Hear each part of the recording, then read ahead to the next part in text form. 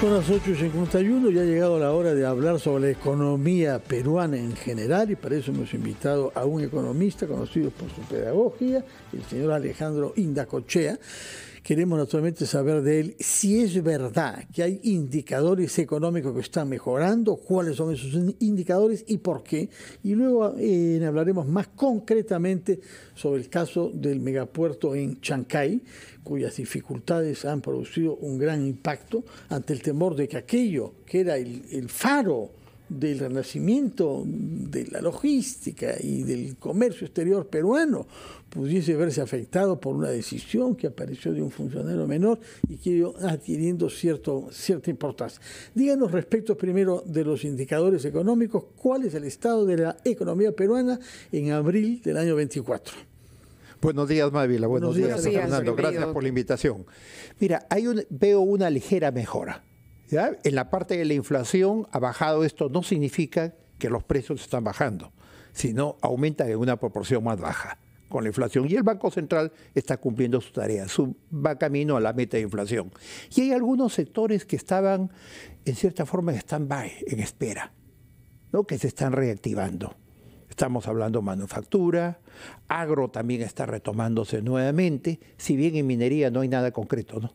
54.000 millones de dólares en proyectos de inversión y no tenemos ningún nuevo proyecto, digamos. Tras la presentación del canciller con relación al tema minero, ¿cómo observa usted esa predisposición? Porque pareciera que hubo una suerte de retroceso en la proyección de la inversión minera. Cuando uno lo escucha, al señor Adrián Sen, el señor Adrián Sen da una fecha, pero esa fecha es incluso menor a la de 2023. Mira, vienen ellos anunciando, tiempo atrás anuncio. Yo esperaba del ministro Mucho un relanzamiento. Pero el ministro Mucho habló incluso de Tía María, claro, que era un tema prácticamente vedado, que no se tocaba. Y sin embargo lo tocó, lo puso en agenda, pero durante la presentación del canciller, del premier, a propósito del canciller que estuvo con nosotros, el tema no se tocó, no se pronunció sobre el proyecto. Y eso, digamos, preocupa porque sabemos todos que la minería es el motor principal de la economía. ¿Qué está pasando, por ejemplo, con la recaudación tributaria, que ha caído a 25%? Mira, tenemos que hacer una reforma tributaria.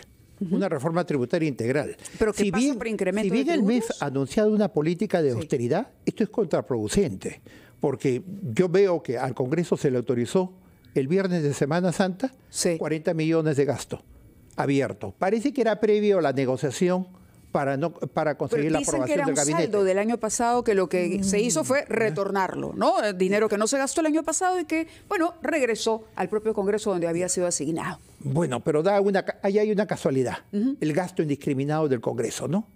Acá hay una negociación implícita que todos sabemos, que es el gobierno y el Congreso coinciden en la meta para llegar al 2026. Ese es el único objetivo claro que tenemos en el país. Y en función de ello, giran las otras cosas, ¿no?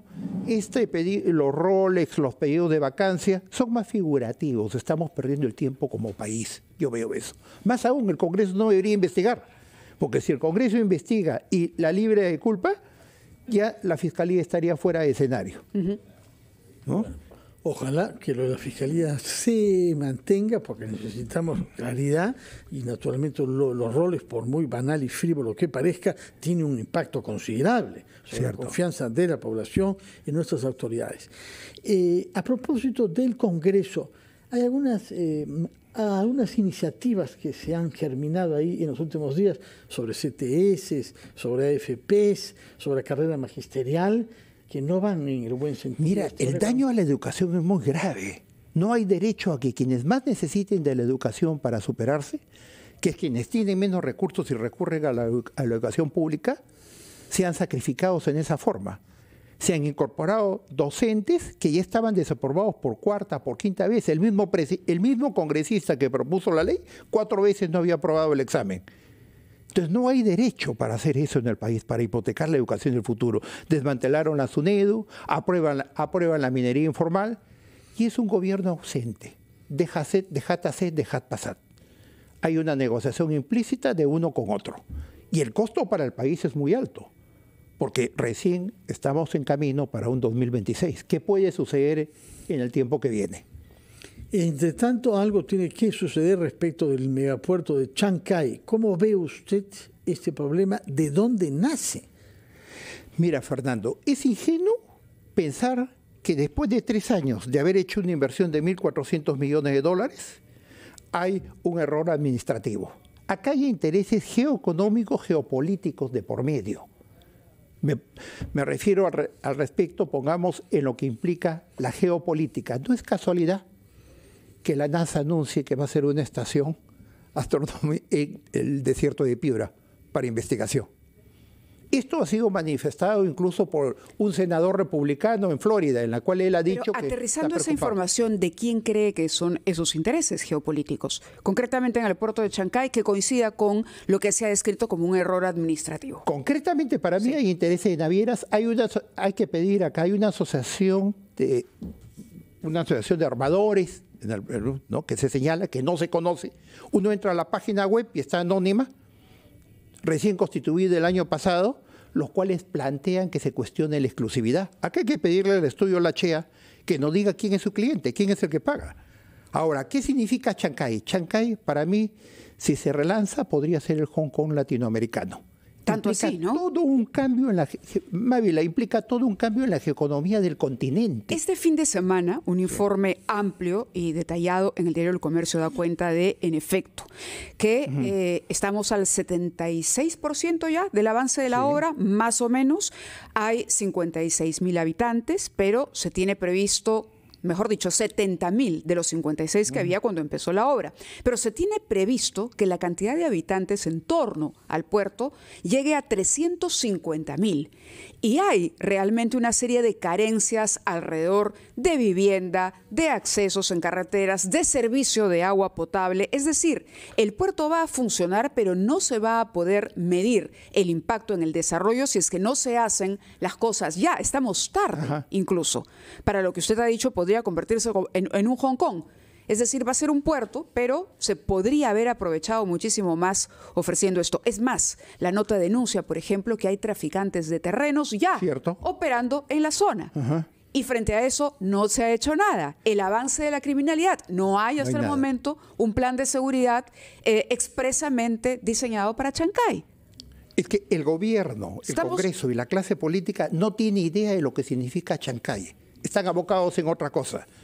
Chancay implica que vamos a tener la conexión con el Asia en menos de 10 o 15 días. Van a poder venir barcos de 40.000 toneladas. Ya Sur Corea va a ser con el CIMA un centro naviero. Entonces el Perú se proyecta en otra forma. Ecuador, yo he tenido oportunidad de ver la visita de empresarios ecuatorianos que quieren traer sus productos para embarcarlos por Chancay, plátanos. Claro, podría ser un gran salto en el desarrollo del país. No tiene TLC, pero estamos enfocados, como usted ha dicho, en otra cosa. Es más, las proyecciones de crecimiento económico, ¿cuáles son? ¿Y cuál es realmente el potencial que tendría el país para crecer? El país tendría un potencial inmenso. Por eso, ¿cuánto deberíamos crecer y cuánto se ha pronosticado el crecimiento? Si el país realmente se comprometiera con proyectos mineros y con Chancay en lo que se debe llevar a cabo, podríamos estar creciendo a un 5 o 6% tranquilamente, en mi opinión. Y no un crecimiento que nos contentamos de 1,5, 2, que no llegamos. Mira, al 2%, en 30 años seguiríamos con el 20% de pobres. Tenemos que crecer a otro ritmo. Ahora, para el resto de países, Chile, ya que me habla de los posibles preocupados, digamos, los inquietos por este tema, las mineras están contemplando traer sus minerales a Chancay. ¿Por qué? Porque no hay barcos de ese calado, ese tamaño, y los podrían traer por carretera. Colombia no tiene TLC con China. Y Brasil, el gigante, exporta más de 100.000 millones de dólares. Hay un proyecto de 30 años atrás, crucero de Azul Pucallpa, para venir a Chancay. Entonces, la proyección que esto tendría es una proyección muy grande. Lo que yo no entiendo es cómo el procurador del Ministerio de Transportes hizo la denuncia al Poder Judicial independientemente de la voluntad del gobierno. porque el procurador tiene que acusar siempre y cuando haya tenido el visto bueno del ministro. Y esto el Congreso no ha cuestionado, el Congreso no está en agenda, no se dan cuenta de lo que significa esto para el país. Que el ministro Pérez Reyes dé explicaciones claras y veremos lo que quiso decir el canciller cuando habló de una ley que se estaría elaborando en el Congreso para resolver este entuerto. Se pudo resolver antes, tranquilamente con la autoridad de puertos sin ningún problema. Y hay que pedir al estudio La Chea que nos diga quién es su cliente. De acuerdo. ¿Quiénes son los que están cuestionando, llaman para esa jurisprudencia para cambiar esa exclusividad con el proyecto más grande que existe en el país? Muchísimas gracias, doctor Indacochea. Estuvo con nosotros el economista Alejandro Indacochea. Vamos a ir a la pausa y al resumen de la hora cuando son ya las 9:02.